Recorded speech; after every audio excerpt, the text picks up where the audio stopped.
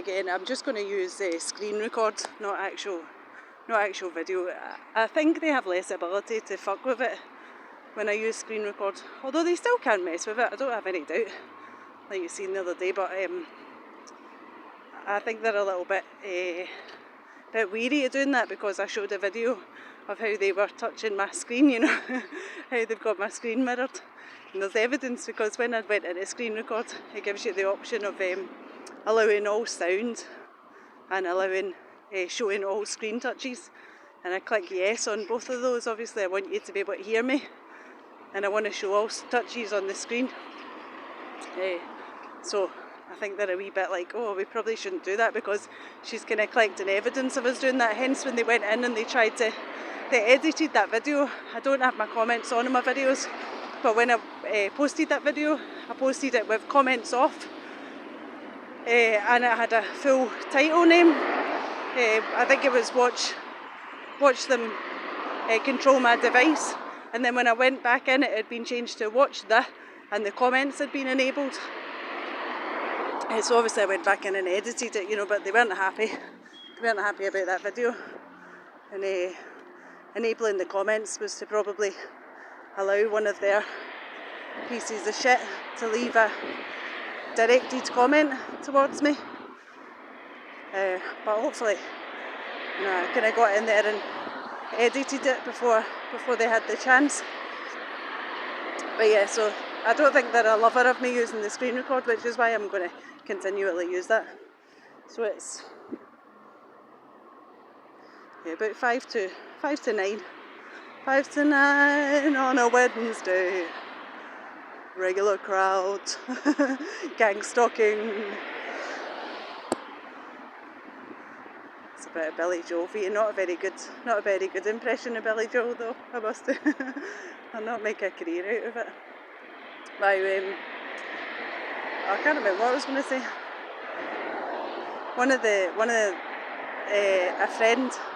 A friend of my brother's from school rode past me on a bike earlier, and if it wasn't him, it was his doppelganger. You know, I wasn't recording it at the time, unfortunately, but yeah, it was his spitting image. They like to do that a lot as well, as send lookalikes past you, people you know, and I get it quite often with people that I've been in relationships with. They'll send their lookalikes past me, just to kind of make me double take, make me look at them. But yeah, what else I want to talk about? Oh yeah, I was going to talk about how they try to kind of rile me up, and I've noticed it in my videos. You know, if someone comes past me, I've noticed it a few times, and you probably have as well. The last 3 letters on that yellow van were WKD, Wicked. One of the guys I used to go out with, his mum and his sisters asked me if I wanted to come and see a show once, and it was Wicked. And again, the letters for that, not the vowels, but the consonants have meaning. So it's one of the words that they use, and they constantly use that in my targeting. And you know, these people, the mother and the sister, the mother's a witch. You know, she used to do tarot all the time. She's an absolute witch. And the sister's, one of them is a designer, which is very useful in this programme, you know, because they can get them to design all types of official looking letters and envelopes and things. And the other one's a child psychologist, which is really, really unfortunate, you know. Really, really unfortunate that this piece of shit is around other people's children, manipulating them and just doing the disgusting things that gang stalkers do, you know. We all know what it is that they do to children. We all know what type of people they are and what they represent. But yeah, that's, sorry, a bit of useless information there. But yeah, I was thinking about the way that I kind of lose my temper as I'm talking sometimes. You know, you'll have seen it in a few videos. I'll have little outbursts, and I'm not proud of that fact. I don't take any enjoyment in it. You know, it's just the way that I'm made, and they know that, so they'll kind of send things past me to try and get me to act out like that, so they can, one is so they can show me to be aggressive. I'm using aggressive language. I'm kind of, you know, having an outburst. They can show them that I'm kind of, you know, I'm an angry person, I'm unstable. Excuse me, messing my throat again. Yeah, and show people around as well. You know, look at her, look at the way she talks about people, look at how she swears, look at the disgusting language that she uses, etc. You know, so they can play this narrative of me being a certain thing, a certain way. But it's difficult. I'm kind of trying to control it. You know, not to let it take control of me. But when I said before, I used to drive for a living. I was an HGV driver for, you know, my whole kind of working career, pretty much. I worked for a solicitor for 1 year. I'll get into that another time. They were very early part of my target, and you know, all roads lead back to Hanny Fraser and Callum Fraser. Not quite lead back to there. I was being gang stalked before that anyway, but he's a massive key in my target, and Callum Fraser of Hanny Fraser. I will make a separate video on him and the people that he worked with and the criminals that he's involved in with. But yeah, I was an HGV driver for most of my career, but I have terrible road rage. You know, it's an absolute stupid career for someone who has terrible road rage. But they loved that. They loved that because they've got millions. They've got reels and reels of footage of me kicking off. You know, covert cameras placed inside vehicles of companies that I worked for.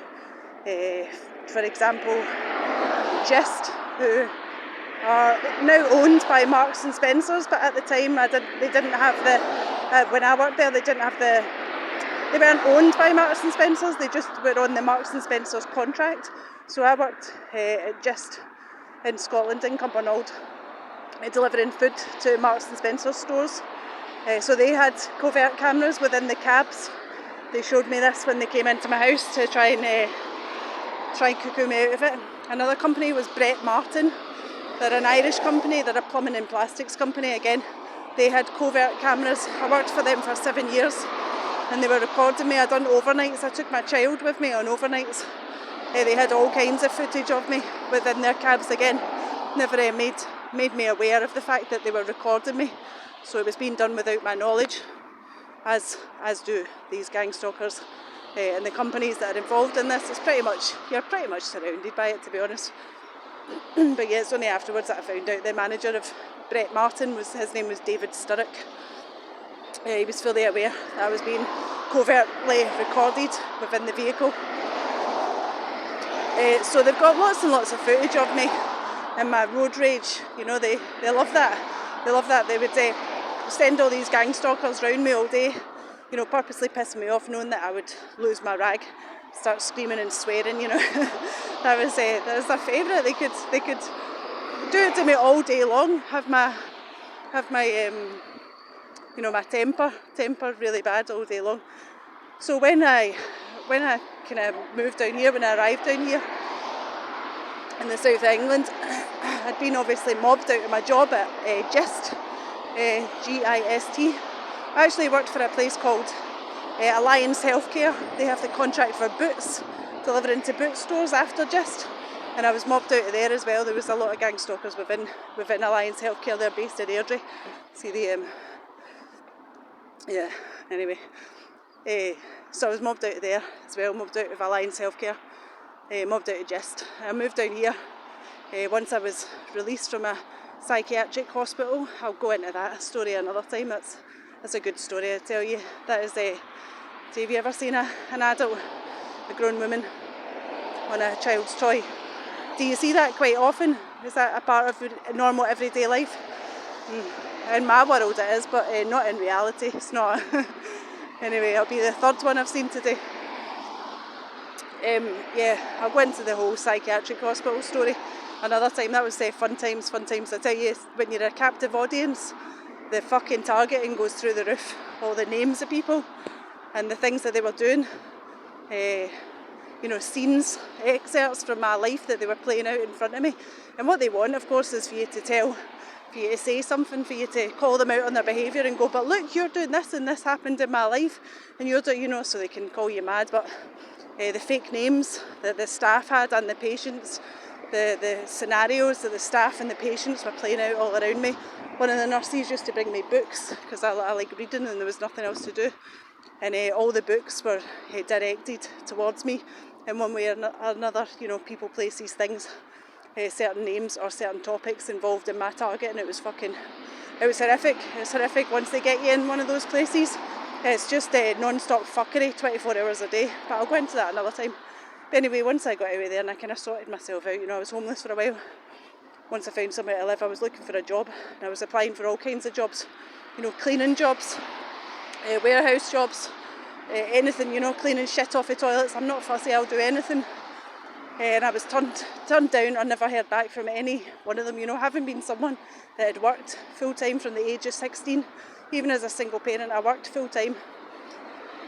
I was getting not replied or anything until I applied for one HGV job, and they got back to me that day, within an hour of me sending that application out.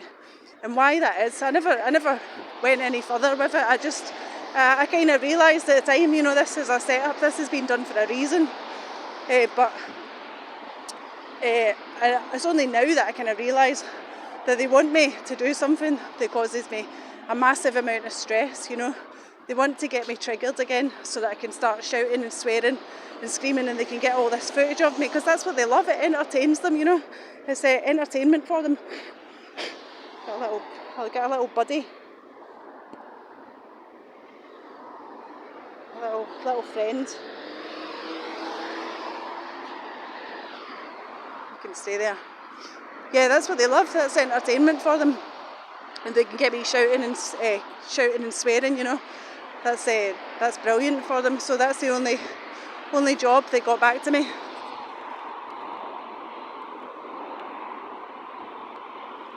Don't know if you can see it. It's a camouflage rucksack. It's the rucksack thing again, they've all got fucking rucksacks, every single one of them. Every single person that walks past me today will be wearing a rucksack on the back, and the vast majority of them will be either camouflage or they'll be kind of army green. That's the strap off of mine, it's the same colour.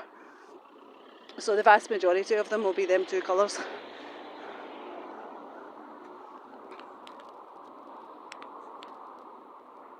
Anyway, yeah, I'm kind of learning slowly to keep my temper, to think before I act, but sometimes in the heat of the moment it's just difficult. It's difficult, especially when they've got you under incredible amounts of stress all the time, But I'm learning, and I realise I'm seeing through their shit, their bullshit, and why it is that they want me doing certain things, and why they send people around me, especially if I'm making videos. They want to send people past me, so I go, fucking clown, look at that fanny, fucking idiot, and start shouting and swearing to make me look aggressive, so that they've got it on film, so that they've got evidence of me doing that, that I'm a terrible person, and what they're doing to me is warranted, and it's right, and they're justified in it. Of course they're not. They're all paedophiles. They're all paedophiles and rapists.